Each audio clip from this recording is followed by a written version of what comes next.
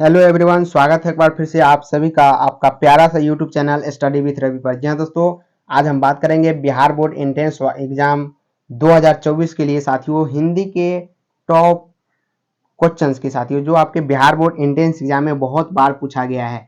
तो साथियों हिंदी के इस क्लास में आप सभी का एक बार फिर से स्वागत है। जो भी स्टूडेंट नए हैं प्लीज चैनल को सब्सक्राइब करें, बेल आइकन को प्रेस कर ले, साथ ही साथ वीडियो को एक बार लाइक जरूर करें और अपने दोस्तों के पास फटाफट से क्लास को शेयर कर देंगे। चलिए आज की क्लास को स्टार्ट करते हैं। सभी स्टूडेंट लाइव क्लास में जुड़ गए, पूरी क्लास के आनंद आप लोग लेंगे, लास्ट तक क्लास को देखेंगे साथियों। तो आज की क्लास में हम जानेंगे कि हिंदी के ऐसे क्वेश्चन साथियों जो आपके बिहार बोर्ड में बहुत बार पूछा गया है। तो चलिए स्टार्ट करते हैं। पहला क्वेश्चन आपके स्क्रीन के सामने फटाफट अंदाज में क्लास को करेंगे साथियों। सभी लोग जुड़ गए हैं तो पहला क्वेश्चन आपके स्क्रीन के सामने ये रहा। पहला क्वेश्चन साथियों है कि करतार सिंह सराभा की फांसी कब हुई थी? चलिए बताइए। ऑप्शन ए कहता है 8 अप्रैल 1929, ऑप्शन बी 16 नवंबर 1929, सी कह रहा है 23 मार्च 1931 और डी 16 नवंबर 1915। करतार सिंह सराभा की फांसी कब हुई थी साथियों? इसका ऑप्शन नंबर डी एकदम राइट है। 16 नवंबर 1915 ईस्वी को करतारा सिंह सराभा की फांसी दी गई थी। चलिए आगे चलते हैं। दूसरा नंबर सवाल आपके स्क्रीन के सामने मोस्ट इंपोर्टेंट क्वेश्चन है साथियों। बहुत बार सवाल आपसे डायरेक्टली पूछा गया है आपके बिहार बोर्ड में।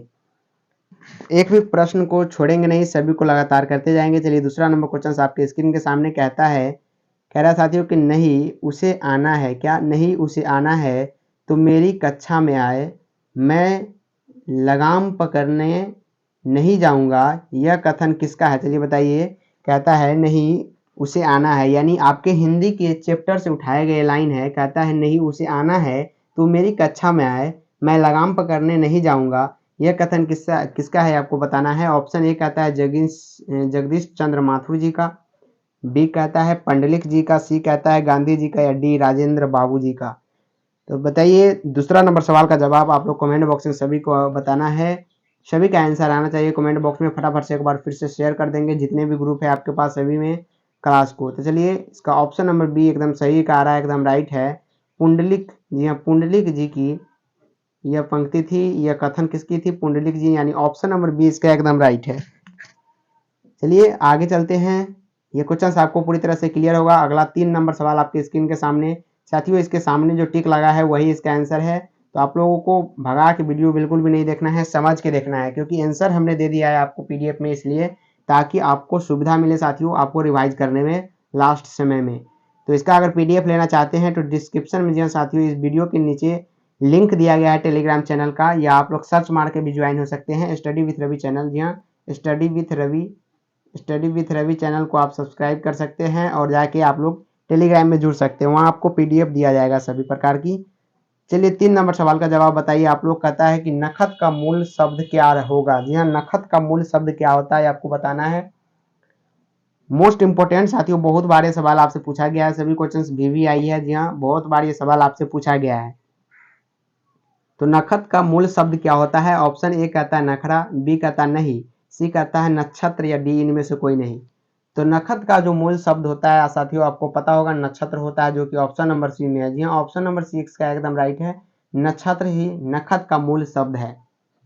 चलिए आपको ये सवाल क्लियर होगा पूरी तरह से। चलिए आगे चलते हैं। 4 नंबर सवाल आपकी स्क्रीन के सामने कहता है कि निम्नलिखित में से कौन से कवि अष्टछाप की नहीं है? जी हाँ दोस्तों, अष्टछाप की कौन सी ऐसी कवि नहीं है आपको बताना है। चलिए बताइए फटाफट से, निम्नलिखित में से कौन से कवि अष्टछाप की नहीं है?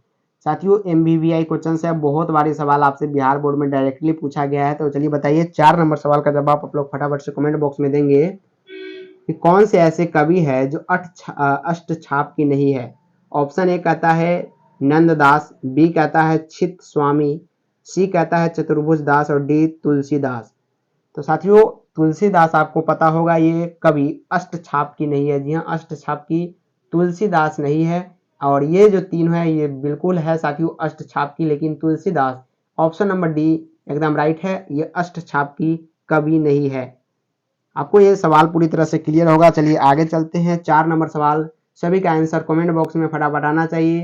फटाफट से लाइव को आप लोग शेयर करेंगे अपने दोस्तों के पास, और अभी तक वीडियो को आप लोग लाइक नहीं किए हैं, प्लीज़ एक बार वीडियो को लाइक कर ले, चैनल को सब्सक्राइब कर ले अगर आप नए हैं, क्योंकि आपके लिए बहुत ज़्यादा इंपॉर्टेंट होने वाला साथियों ये क्लास।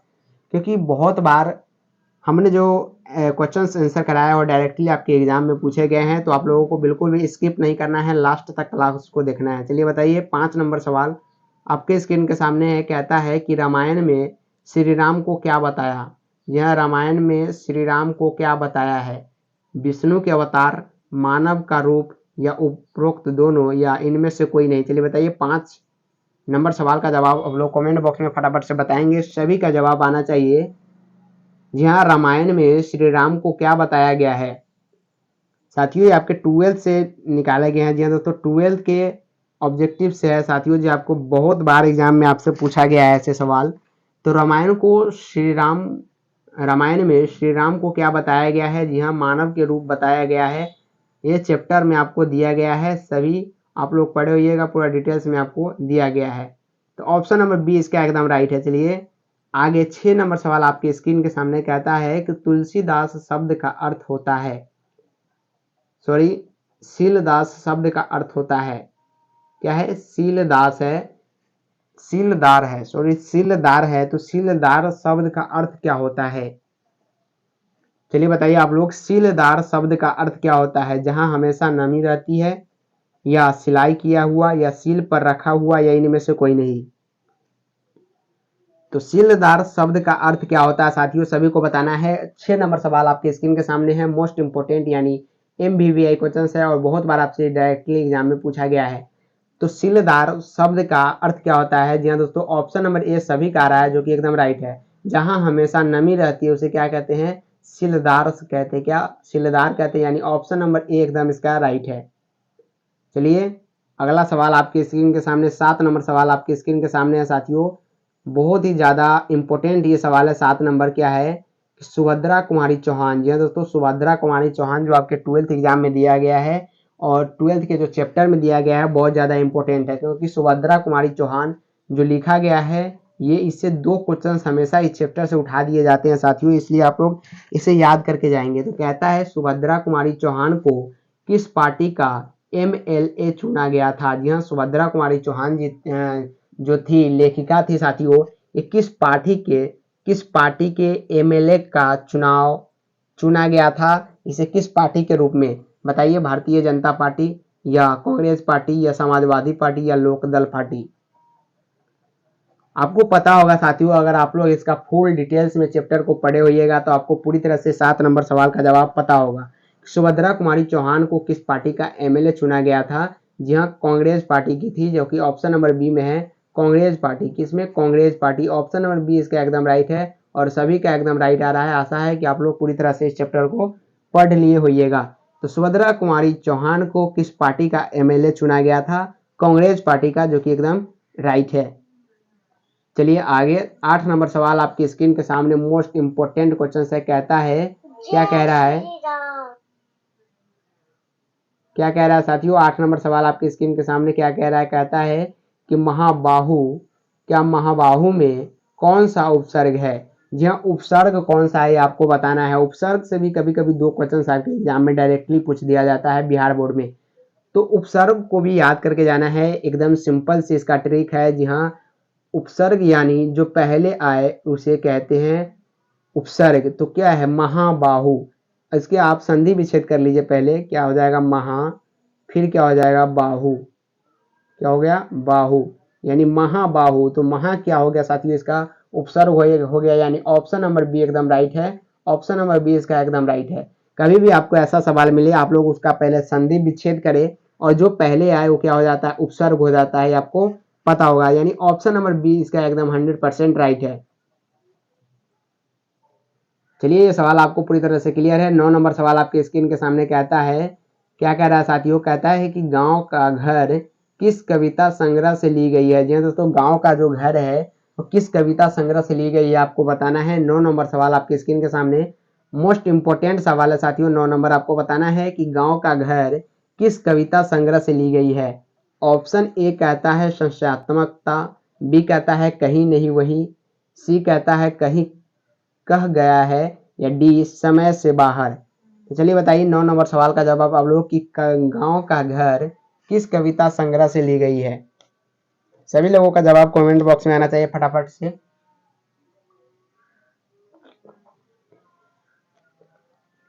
जी हाँ दोस्तों, किस कविता संग्रह से ली गई है गांव का घर।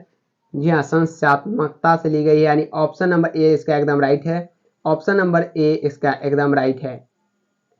चलिए आगे आगे चलते हैं। 10 नंबर सवाल आपकी स्क्रीन के सामने, मोस्ट इंपोर्टेंट 10 नंबर सवाल है। कहता है कि एक पतंग अनंत में किसकी रचना है। अशोक वाजपेयी की, शमशेर बहादुर सिंह की, विनोद कुमार शुक्ल की, या गजानन माधव मुक्तिबोध की। साथियों, मैं पूरी तरह विश्वास के साथ कह सकता हूं कि ऐसा क्वेश्चन आपको यूट्यूब पर कहीं नहीं मिलने वाला है। अगर आप लोगों को ऐसा क्वेश्चन कहीं मिल जाए तो हमें जरूर कमेंट करके बताएंगे। ये सवाल आपके एग्जाम के लिए बहुत ज़्यादा इंपॉर्टेंट है। 10 नंबर सवाल आपके स्क्रीन के सामने है और फटाफट से आप लोगों को इसका आंसर बताना है। एक पतंग अनंत में किसकी रचना है। जी हाँ, सभी का ऑप्शन नंबर ए आ रहा है जो कि एकदम राइट है। अशोक वाजपेयी जी का है। जी हाँ, अशोक वाजपेयी जी का एक पतंग में किसकी रचना है। अशोक वाजपेयी जी का। चलिए आगे आगे चलते हैं। अगला सवाल आपके स्क्रीन के सामने 11 नंबर क्वेश्चन कहता है साथियों, कहता है कि कंकाल किस प्रकार की रचना है। जी हाँ दोस्तों, कंकाल जो है किस प्रकार की रचना है आपको बताना है।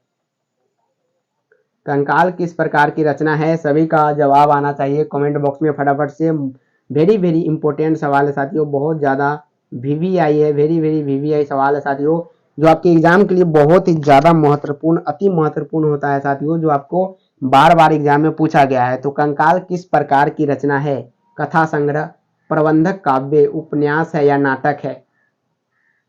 सभी का जवाब 11 नंबर क्वेश्चन का जवाब आप लोगों को कमेंट बॉक्स में आना चाहिए एकदम।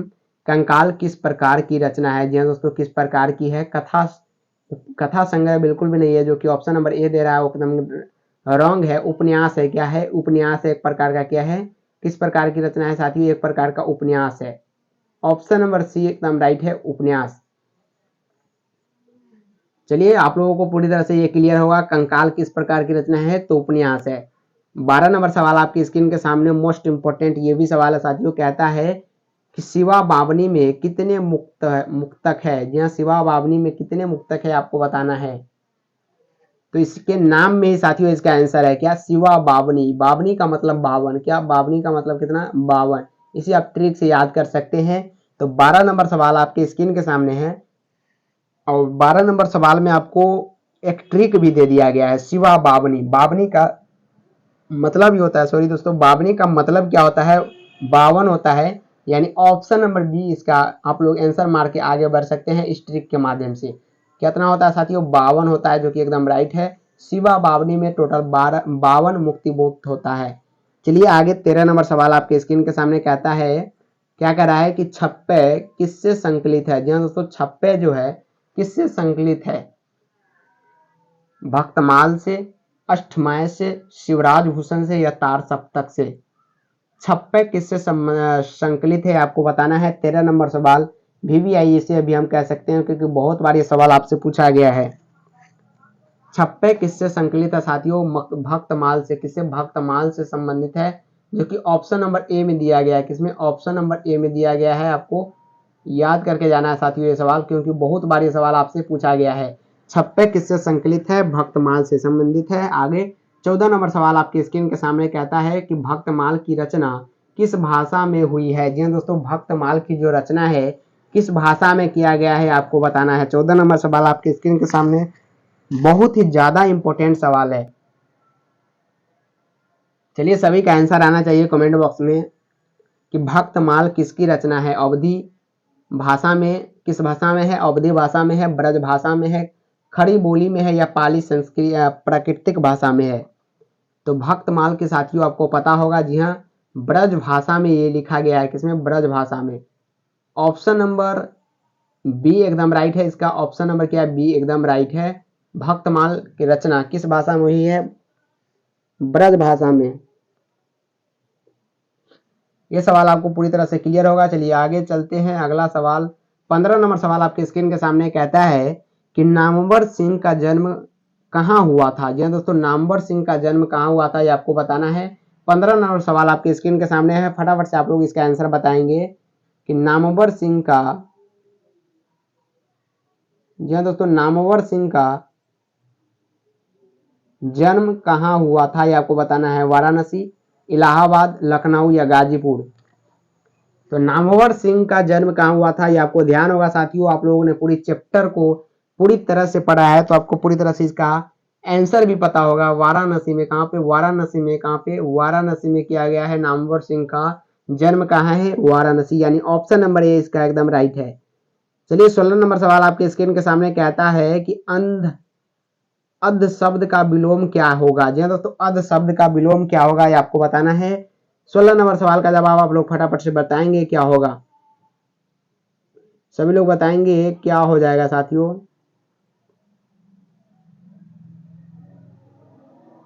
जी हाँ, अध शब्द का विलोम क्या होगा।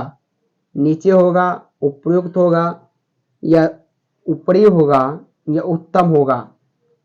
तो अध शब्द का विलोम क्या होगा, जी हाँ, ऊपरी होगा। क्या हो जाएगा, ऊपरी। ऑप्शन नंबर सी एकदम राइट है, ऊपरी। क्या हो जाएगा, ऊपरी हो जाएगा। अध शब्द का विलोम क्या हो जाएगा, ऊपरी, यानी ऑप्शन नंबर सी इसका एकदम राइट है। चलिए दोस्तों, अगला सवाल है 17 नंबर, कहता है, क्या कह रहा है कि चांद शब्द की प्रकृति क्या है साथियों। तो इसका ऑप्शन नंबर बी एकदम राइट है। क्या है, तद्भव है। क्या है, तद्भव है, यानी ऑप्शन नंबर बी इसका एकदम राइट है। आप लोग ऐसे सवाल को बिल्कुल भी ना छोड़े। चलिए आगे चलते हैं। 18 नंबर सवाल आपकी स्क्रीन के सामने वेरी वेरी इंपॉर्टेंट है और 20 मिनट से पहले इस सवाल को हम खत्म करेंगे। कहता है कि लौ शब्द की प्रकृति क्या है, तत्सम, तद्भव, देशज या विदेशज। तो लौ शब्द की प्रकृति क्या है साथियों, जी हाँ, तत्सम है। क्या है, तत्सम है, यानी ऑप्शन नंबर ए इसका एकदम राइट है, तत्सम है। चलिए आगे 19 नंबर सवाल आपकी स्क्रीन के सामने कहता है कि संसार की अधिकतर लिपियां लिखी जाती है। जी हाँ दोस्तों, संसार की अधिकतम लिपि किस भाषा में लिखी जाती है और कैसे लिखी जाती है, आपको याद करके जाना है। तो संसार की अधिकतम लिपियां किस भाषा में, किस लिपि लिखी जाती है, कैसे, बाएं से दाएं की ओर लिखी जाती है, यानी ऑप्शन नंबर एकदम राइट है, बाएं से दाएं की ओर लिखी जाती है। जी हाँ दोस्तों, ये संसार की अधिकतम लिपियां लिखी जाती है इसी प्रकार। चलिए 20 नंबर सवाल आपकी स्क्रीन के सामने कहता है कि ओ वर्ण की प्रकृति है। क्या है, घोष है, अघोष है, उपयुक्त है, इनमें से कोई नहीं है। तो ये आपको पता होगा क्या हो जाता है साथियों। ओ वर्ण की प्रकृति क्या होती है, घोष होती है। क्या होती है, घोष होती है, यानी ऑप्शन नंबर ए इसका एकदम राइट है। ओ वर्ण की प्रकृति क्या है, घोष है। स्टडी विथ रवि चैनल को फटाफट से आप लोग सब्सक्राइब करते जाएंगे साथियों, क्योंकि आपके लिए बहुत ही ज़्यादा मेहनत कर रही है ये चैनल और आपके सफलताओं की ओर आगे बढ़ रही है। चलिए आगे कहता है कि अंखाऊ खटकानी परती थी खबरदार की पंक्ति में कौन सा अलंकार है। तो क्या है, अनुप्रास है। क्या है, अनुप्रास है, ऑप्शन नंबर सी इसका एकदम राइट है। आगे है कि मुक्ति बोध की रचना निम्न में से कौन सी है। जी हाँ दोस्तों, मुक्ति बोध की रचना निम्न में से कौन सी है। चांद की मुंह टेढ़ा है, सुकून की तलाश या टूटी हुई बिखरी हुई मुकुल। तो मुक्ति बोध की रचना निम्न में से कौन सी है, चांद के मुंह टेढ़ा है, ऑप्शन नंबर ए इसका एकदम राइट है। चलिए आगे कहता है 23 नंबर की जानने वाला कहलाता है। क्या कहलाता है, बिग कहलाता है। क्या कहता है, बिग। जानने वाला क्या कहलाता है, बिग कहलाता है, ऑप्शन नंबर 20 का एकदम राइट है। 24 नंबर सवाल आपके स्क्रीन के सामने कहता है कि मरणोत्तर किस प्रकार का समास है। तो तत्पुरुष है। क्या है, तत्पुरुष है, यानी ऑप्शन नंबर ए इसका एकदम राइट है, तत्पुरुष समास है मरणोत्तर। 25 नंबर सवाल आपके स्क्रीन के सामने कहता है कि विद्यार्थी कौन सा समास है। जी हाँ, कौन सा है, तत्पुरुष है। क्या है, तत्पुरुष है, ऑप्शन नंबर ए इसका एकदम राइट है। तो आज के लिए इतना ही साथियों, 25 टोटल क्वेश्चन थे और 20 मिनट से पहले ही हमने करा दिया है। आशा करते हैं आपको पूरी तरह से समझ में आया होगा। अगर आज वीडियो अच्छा लगा तो प्लीज चैनल को सब्सक्राइब करें, बेल आइकन को प्रेस करें और शेयर करना बिल्कुल भी ना भूलें। तब तक के लिए thanks, bye bye, take care, जय हिंद, जय भारत, जय बिहार।